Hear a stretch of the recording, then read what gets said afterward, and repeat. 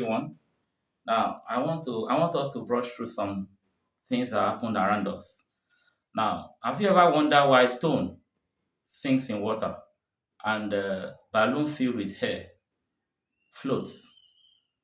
I believe you have seen those two behave that way before. The reason is what we call density. Now, what is density?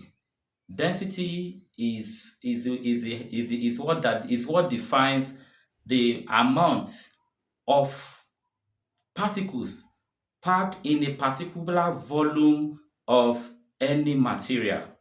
Now, if you take, for instance, solids, they are closely packed. The particles in solids are closely packed. So you can see how much number of particles can be found, or amount of particles that can be found in a solid, in a very small volume of solid. So which means we have a larger amount being packed in a smaller volume. That is why we say solid is kind of very heavier than in gas.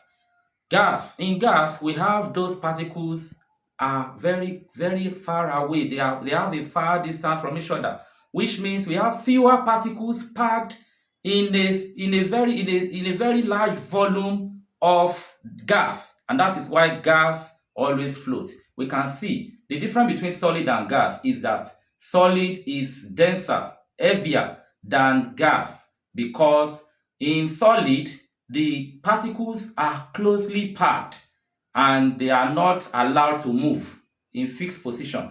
But in gas, these particles are what? Are free to move because they are few and there are enough space for them to move. We have larger volume for the gas, but lesser mass.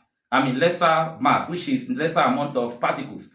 In solid, larger volume. Lesser volume, but larger number of particles are in that place. So if you look at that in liquid we have a very moderate one. So we can see the difference between the three of them. I believe from now on, if I ask you what is density, you should be able to tell me what you know by density. Thank you.